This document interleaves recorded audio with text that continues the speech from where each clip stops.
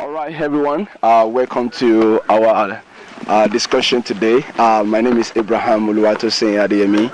I am the pastor of Fellowship Baptist Church. This movie that we are making today is concerning our documentary that we are making on so great salvation. What the Bible actually teaches on salvation. So I have here with me. This is Brother Tope Ojo, Brother Timmy Tope Ojo. And this is my younger brother. This is Julius. So we have been talking about the issue of salvation. So let me ask you, Brother Tope, before you realize the truth, before you get to know the truth, what have you believed that a person? What do you believe a person has to do to go to heaven? What is your belief that that a person has to do to go to heaven? I want to ask you this question. All right, sir. Thank you, sir. Pastor Demi. Actually, before I later realized the truth, one thing that is in my mind, there are some things that are in my mind that I know, that I believe then, but honor to God for revealing this particular truth to me. Then I believe that you have to do something with your belief in order to take it to heaven. So that's what I believe. So I believe that after you believing in the Lord Jesus Christ, you have to do the work of righteousness together with you in order for it to take you to heaven. Oh, so you are believing that a person has to do some things. Yes, exactly. I mean, like you had some things to your salvation. Just like everyone else believe that it is by works, faith. You understand me? Like is that what you're saying? Yes, like, exactly. You get it right, sir. Like something like your works and faith together. Now I know that many people they believe in that kind of teaching that if you believe in Jesus Christ, you have to be you have to continue to live a good life in order for you to make heaven. But here is the problem about that teaching. The reason why many people believe that teaching is the reason why they believe that teaching is this. They believe that believing on the Lord Jesus Christ is not sufficient to get you to heaven. That is the reason why many people believe that. I used to believe the same thing. Not that many people do not know about Jesus Christ, but only few people are actually trusting Jesus Christ alone for salvation. There are thousands of you all around the world who believe the same thing that you're talking about. They believe that once you accept Jesus Christ as your Savior, if you don't live a righteous life, you don't live a good life, then your salvation is not salvation. They believe that you have to continue to do all these things so that your salvation will be genuine.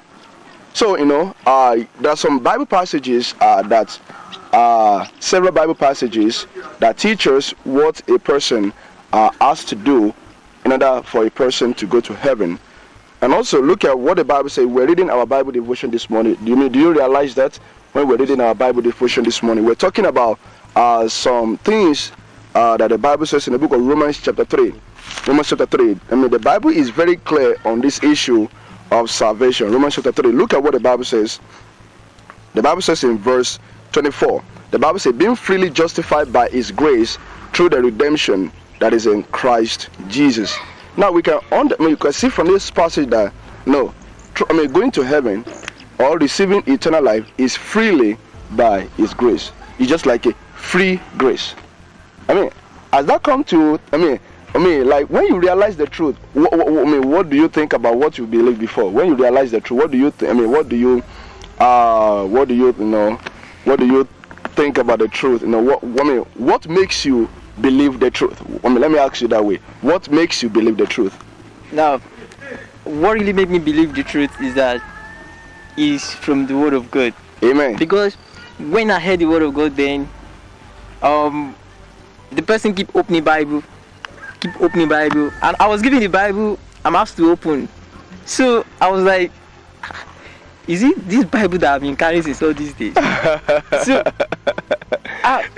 is it this Bible that I've been carrying since all these days? So I was like, I just thank God. But what really allowed me to come to conclusion is because it's from the Bible. All right. So this allowed me to come to conclusion. So, brother Julius, you have been going so many, and you've heard so many people talk about what they can do to go to heaven. So, what is the most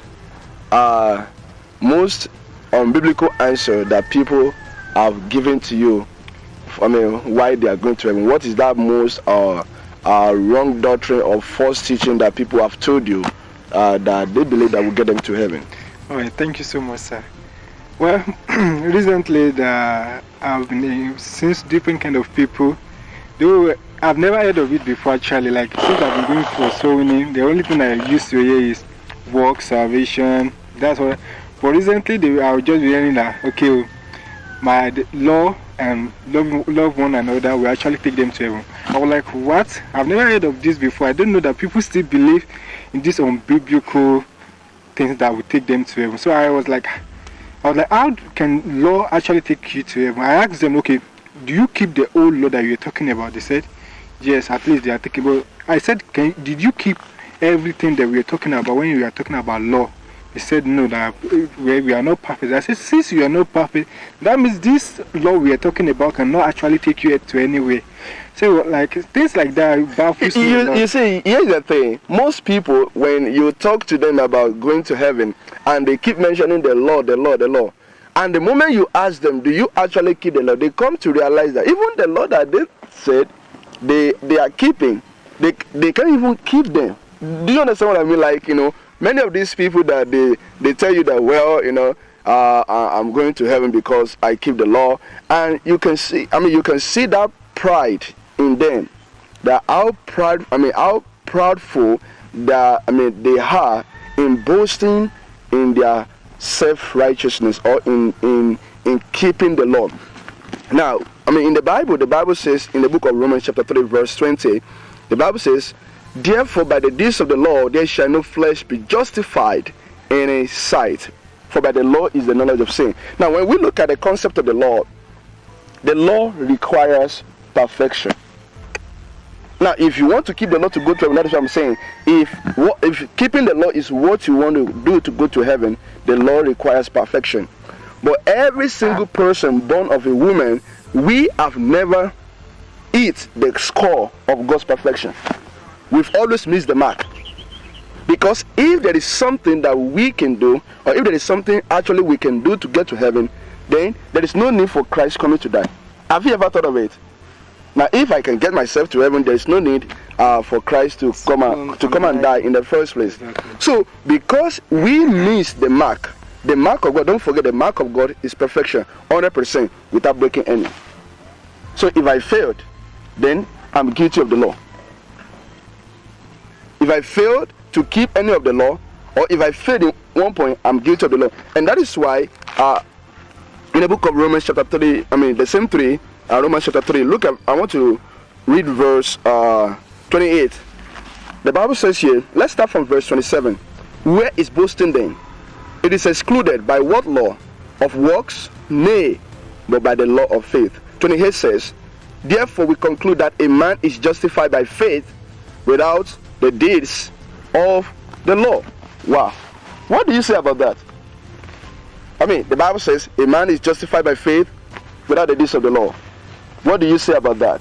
Which means law is nothing. Of course, that is what the Bible says. That a man is justified by faith without the deeds of the law. So when it comes to heaven, or when it comes to how a person can get to heaven, the Bible is very clear on this subject, that a man is justified by faith without the deeds of the law. But we have people, a lot of people today, they are still deep in their religionism. If there is that word in the Bible, if there is that word in the dictionary, religionism. Yes. A lot of people are still deep in their religionism, thinking that if I do this, if I do that, I will get to heaven. But the Bible is very clear that there is nothing we can do in our own or on our own strength to get ourselves to heaven. Now, what do you say to people who are still trusting in their good works to get them to heaven? What do you say to them? what I can say to them is just that their good works doesn't take someone to heaven. Even according to Bible, according to Ephesians 2 verse 8, verse 9 there, he said, "Not of work let any man should boast," which means our work doesn't take us to heaven. Our work doesn't take us to heaven. Even our righteousness doesn't take us to heaven. The only thing that takes us to heaven, that I come to realize that take us to heaven, is our faith on the Lord Jesus Christ. Amen. We believe in the Lord Jesus Christ. He takes us to heaven. We know now. I just wish to share this. I could remember then. That was then, because I grew in church too. Yeah. So I grew in church too. I do follow my dad and my mom to church. But here is it. Whenever I'm going to church, if anybody just asks me why am I going to church, I will tell you because I want to make heaven. No, I'm even giving offering in church. If you ask me that why am I doing this, I will tell you that I want to make heaven. I want to make heaven. But I later comes to realize that all this service, my money that I give in church, doesn't take me to heaven, because to me, it's like I put my trust, I put my faith in my works that I'm doing. That is it.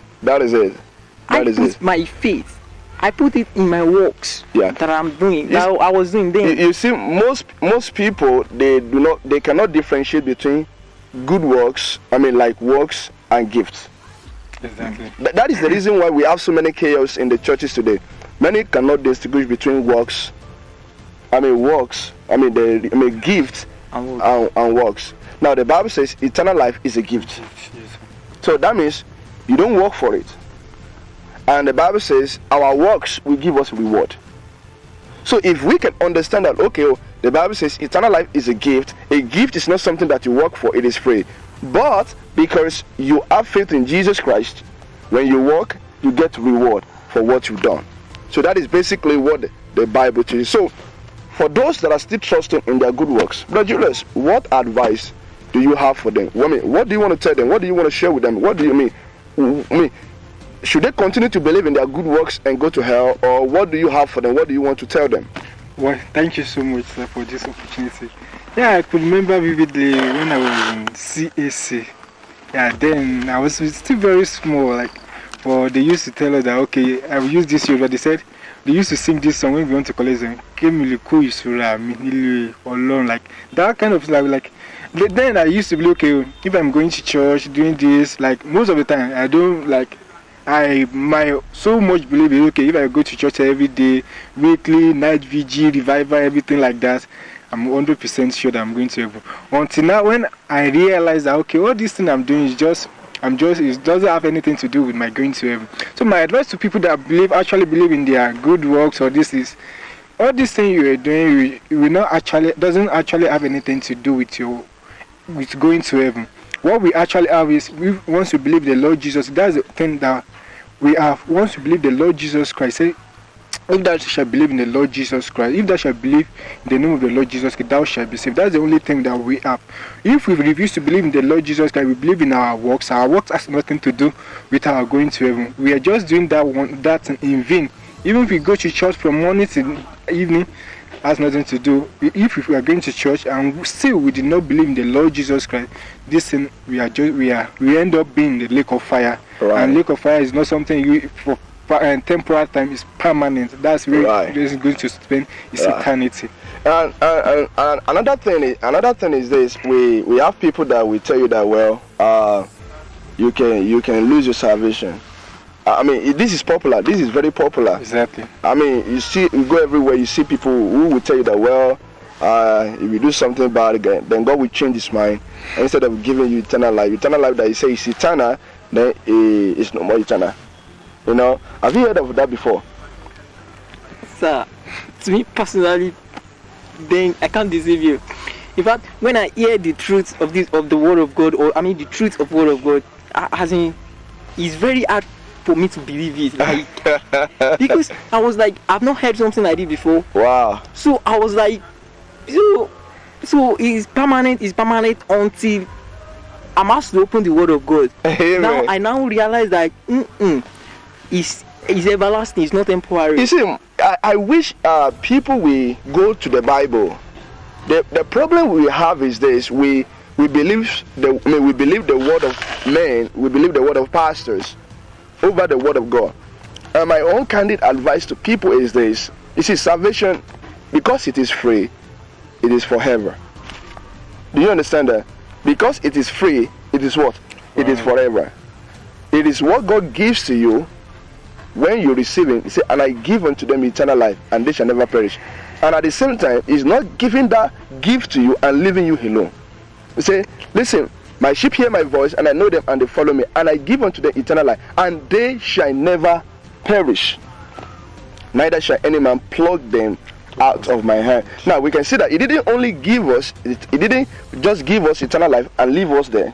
He said, you will never perish. Say, my Father which gave them me is greater than all, and no man is able to pluck them out of my Father's hand. So when we are given eternal life, we are kept by the power of God. So everyone needs to understand this truth, that listen, salvation that we have is something that God gives to us forever. So we look at this documentary as an eye opener to open the eyes of the people to the truth. You know, truth sometimes is hard to swallow.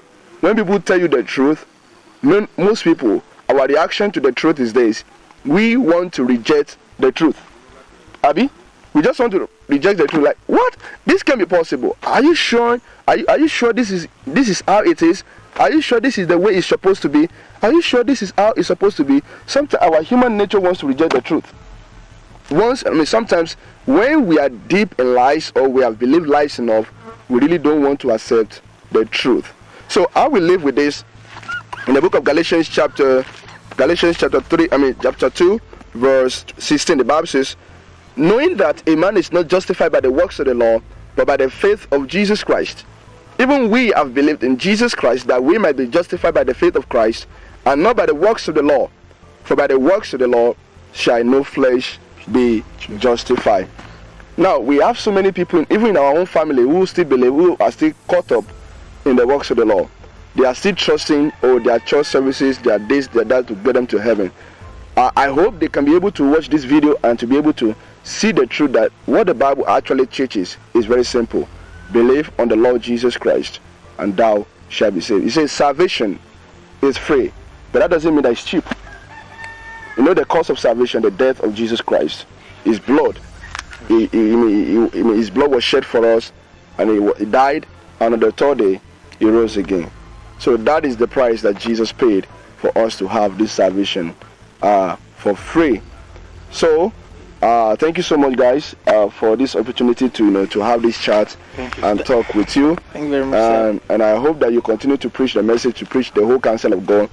We make this truth known to the people, whether people want to hear, whether they want to hear or not. We will continue to publish and preach and talk about and reason with them out of the scripture.